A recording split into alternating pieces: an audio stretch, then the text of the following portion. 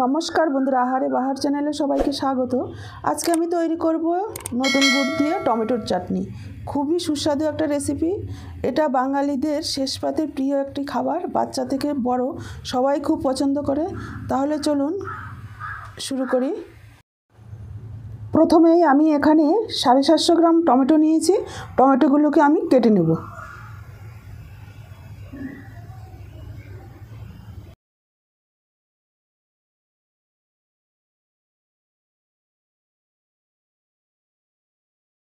এভাবে টুকরো টুকরো করে কেটে নিচ্ছি।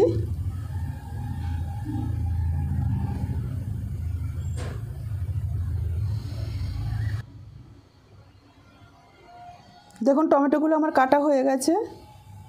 আর এদিকে আমি একটা কড়াই বসিয়ে একটা মশলা তৈরি করে নেব।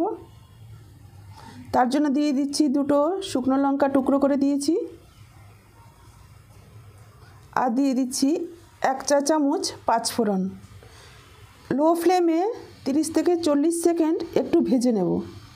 খুব বেশি ভাজা যাবে না, তাহলে তিতো হয়ে যেতে পারে। জাস্ট একটু মুচমুচে হবে, তাহলেই নামিয়ে দেব।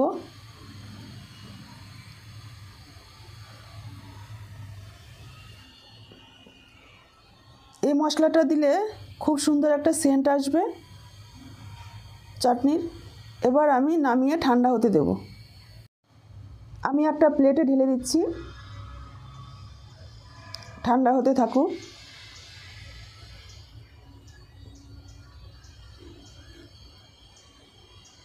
এদিকে আমি একটা কড়াই বসিয়ে দিয়ে দিচ্ছি 1 টেবিল চামচ রিফাইন্ড অয়েল। চাটনিতে খুব বেশি তেলের প্রয়োজন হয় না, খুবই সামান্য তেল দিতে হবে।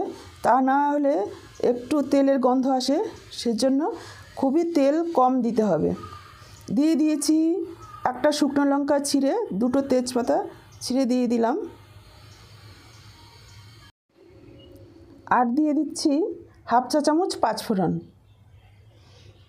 এবার মশলাটাকে একটু ভেজে নেব।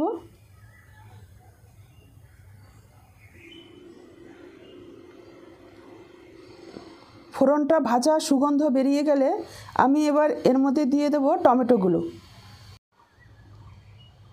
ফোড়নটা ভাজা হয়ে গেছে, এবার আমি টমেটোগুলো দিয়ে দিচ্ছি।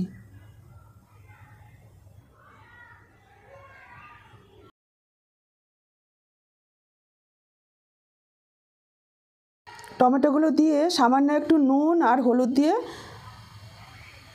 টমেটোগুলোকে আমি একটু কষিয়ে নেব।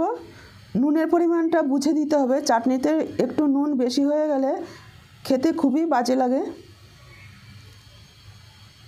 নুনটা পরিমাণ বুঝেই দিতে হবে। দিয়ে দিয়েছি আমি একটু নুন, আর দিয়ে দিলাম একটু হলুদ। এবার নাড়াচাড়া করে আমি ঢেকে দেব। ঢেকে দিয়ে আমি 4 থেকে 5 মিনিট ধরে ঢাকাটা তুলে নাড়াচাড়া করে দেব, যাতে টমেটোটা মজে যায়। আঁচটাকে আমি মিডিয়ামে রাখবো। 4 মিনিট পর দেখুন টমেটোগুলো কী সুন্দর সেদ্ধ হয়ে গেছে, একদমই গলে গেছে। এবার একটু চামচের সাহায্যে গলিয়ে দিতে হবে এভাবে।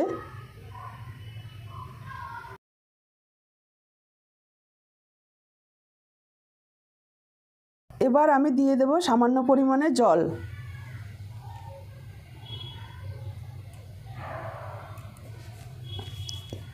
দিয়ে দিলাম আমি খুবই সামান্য একটু জল দিয়ে দিলাম। এবার জলটা দিয়েও আমি ভালোভাবে নাড়াচাড়া করে মিশিয়ে নেব। আঁচটাকে আমি এবার হাই ফ্লেমে করে দিয়েছি।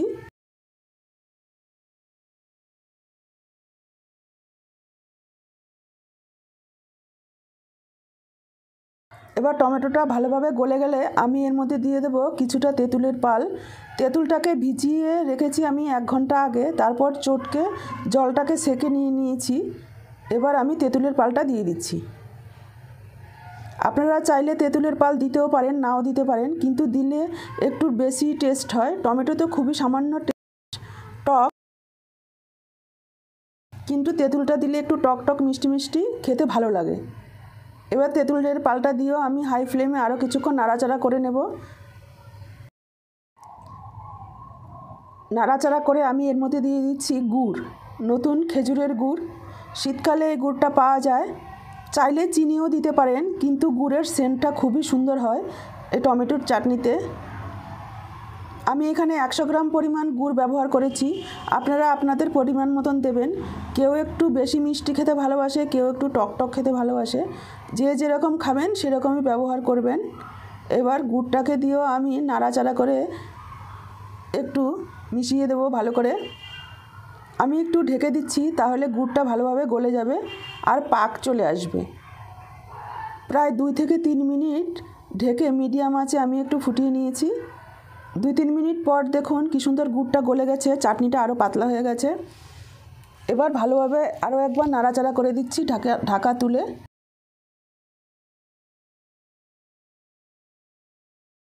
চাটনি 4 থেকে 5 মিনিট ধরে আরও এইভাবে নাড়াচাড়া করে নিতে হবে।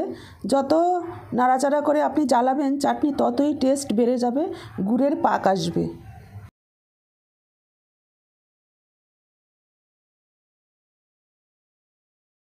চাটনিটা ভালোভাবে চালানো হয়ে গেছে। এবার আমি এর মধ্যে দিয়ে দিয়েছি 1 মুঠো খেজুর, 1 মুঠো কিশমিশ।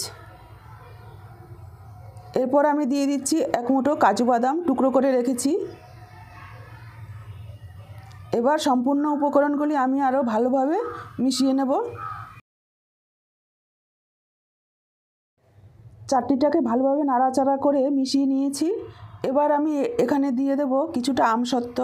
আমসত্ত্ব ঠিক নামানোর আগেই দিতে হবে, তা না হলে গলে যাবে। গলে গেলে বেশি ভালো লাগবে না, একটু শক্ত শক্ত থাকলেই ভালো লাগবে। এবার আমি দিয়ে দেব ভাজা মশলাটা, যে মশলাটা আমি আগে ভেজে রেখেছিলাম সেটাই দিয়ে দিলাম। এবার দিয়েও আমি আরও ভালো করে নাড়াচাড়া করে মিশিয়ে দেব। আমার টমেটোর নতুন গুড়ের চাটনি প্রায় কমপ্লিট। আপনারা যদি আমার চ্যানেলটাকে নতুন দেখে থাকেন তাহলে সাবস্ক্রাইব করার অনুরোধ রইল। বেল বাটনটা অবশ্যই প্রেস করে দেবেন, তাহলে আমার দেওয়া সমস্ত রেসিপির আপডেট সবার আগে আপনাদের কাছে পৌঁছে যাবে। দেখুন আমি এবার গ্যাস বন্ধ করে দেব। আমি ঘনত্বটা এভাবেই রেখেছি, আপনারা চাইলে আরেকটু পাতলাও করতে পারেন বা ঘনও করতে পারেন। টমেটো যত ফ্রেশ হবে চাটনি তত টেস্টি হবে। একটু ফ্রেশ দেখে টমেটো নিতে হবে। দেখুন কি সুন্দর রস হয়েছে। তাহলে আজকে এই পর্যন্তই, আবার দেখা হবে নতুন কোনো রেসিপি নিয়ে। ততক্ষণ সবাই ভালো থাকবেন।